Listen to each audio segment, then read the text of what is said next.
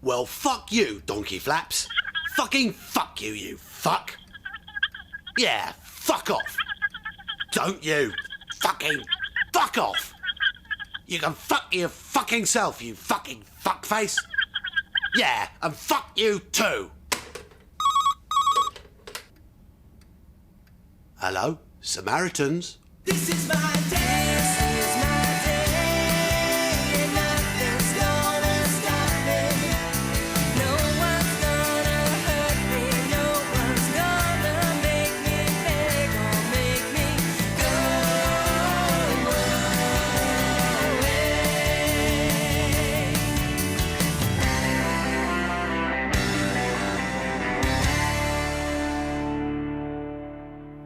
Give me the gun, Hamish. Get away from me. Give me the gun. Stay away, or the parrot gets it. Look, Spagbreath, a gun is a very dangerous thing. Suppose a bullet goes right through the parrot's head and does some real damage, like breaking a window or something, or putting the microwave out of action. Now, give me the weapon. Don't try and talk me out of it, Trevor. I swear I will shoot this parrot and myself if my demands are not met. I'm desperate. Extremely desperate. And desperate people do desperate things. Very desperate things. Do you want to know how desperate I am? I'll show you. Look, here's not very desperate at all. Here's very desperate indeed, and here's more desperate than you can possibly imagine. Where are you? I'm up here, just above the most desperate person in the world ever. Fuck. Can I say something? No. Can't you see I'm in the delicate process of negotiation here? Sorry. Right. Here's the plan. You write down your first demand, and as a sign of good faith, shoot the parrot. What? Then pass me your second demand and shoot yourself.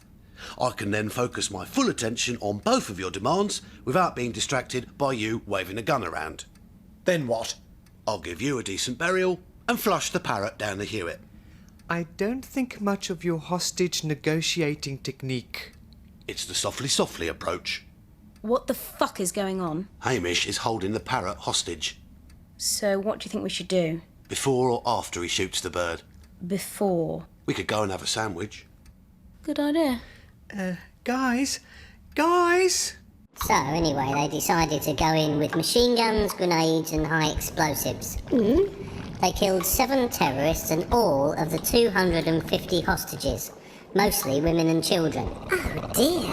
It was a complete bloodbath. Plus, the Boeing 737 was completely destroyed, along with a jumbo jet that was parked nearby, and the whole of Terminal 2 at London Heathrow. And who was behind this operation again? The SAS? The Special Patrol Group? No, it was Kid Creole and the Coconuts. Oh, right. Well, of course, if you don't use the right people for the job, you're asking for trouble. Chart-topping 80s groups are really not qualified to carry out daring nighttime rescue raids on passenger aircraft full of dangerous terrorists and vulnerable hostages. True. What's Adam Ant doing now, hostage negotiator?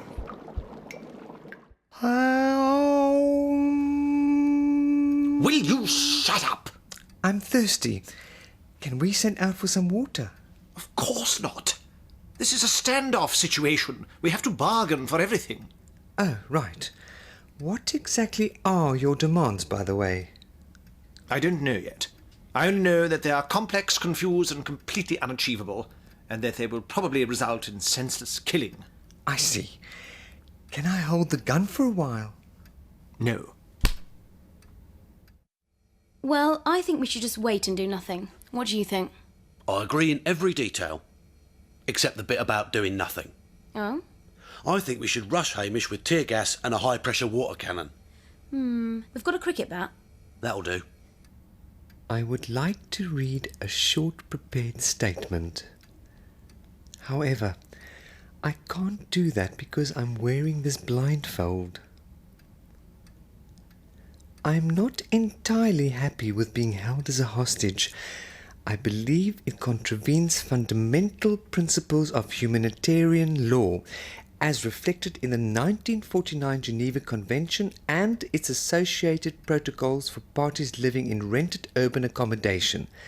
It also pisses me off big time dat hy fucking hond gaan kak en vrek. Sorry.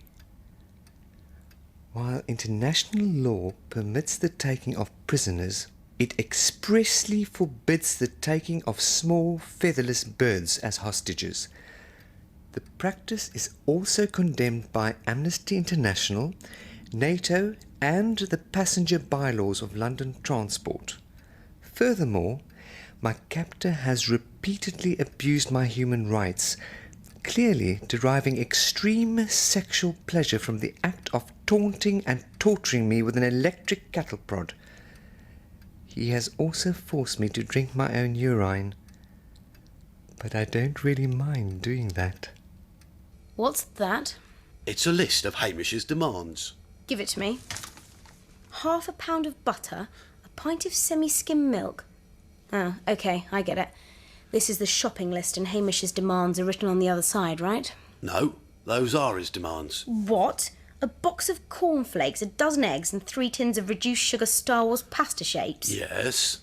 Why would Hamish take a hostage, torture him, tie him up and threaten to shoot him just to lay his hands on a few household groceries? I don't know. Hold on, there's one last thing at the bottom of the list. What does it say? It says, and a unilateral international agreement to cease forthwith the destruction of the rainforests of South America. Oh, What do you think? well, to be honest, What? I don't know if they sell Star Wars pasta shapes with reduced sugar. Fuck! I've had another letter from my boyfriend, Vince. He hijacked an RAF C-130 transport plane last week and parachuted himself into Belarusia, where he is now training with a group of Ukrainian mercenaries. Last time he did this, he was away for 7 years. He came back with a red bandana around his head, a penchant for Russian roulette, and a hollow .303 bullet lodged in his right bollock. When Vince comes back this time, I'm going to wait until he's asleep, and then take out his appendix with a rusty army surplus bayonet. I've been flicking through my Reader's Digest Guide to Being a Hostage. Really? It's a very interesting little book. Did you know that in 98% of hostage situations, the captor ends up dead? Does he? Or she. Yeah. What'll probably happen quite soon is that a dozen or so Royal Marine commanders will come abseiling through the window, armed with automatic weapons with little red laser beams attached to the sights. They'll fire off about 1,000 rounds of high-velocity ammunition, which will cut you clean in half. Or maybe the Israelis will come and get me out. Will you shut up? The book also says that I should try and enter into a close relationship with my captor. Does it? Yeah, and I was wondering if that relationship should be of a sexual nature. Were you? Yeah. Anyway, I thought I could start off by gently nibbling your ear and then work my way down to your spangle sacs. Finally, performing delicate fellatio whilst whispering erotic Taiwanese poetry. Shouldn't you buy me dinner first? Where would you like to go? Nowhere! I do not want you to nibble my ear, and I do not want oral sex performed on me by a creature with a beak as sharp as a razor blade! Trevor likes it. Now hear this. Now hear this.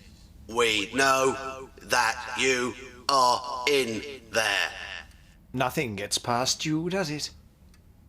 We have your mother here. Hello, Hamish. How are you, my little soldier? That's not my mother. Now, stop all this silly nonsense and put that gun down. That is not my mother, it's the cat. How do you know? Well, let's see. It sounds like the cat. I can see the cat's tail sticking out from behind the sofa, and my mother has been dead for 6.5 years. We have your father here. Hello, son. Right, that's it. I'm going to shoot the parrot. Fuck! I missed. I missed again. He's only got one shot left. Oh, for Christ's sake, Hamish, give yourself up. We are so not impressed with this. No chance, copper.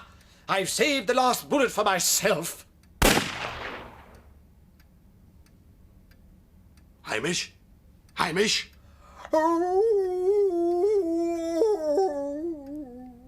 Oh dear.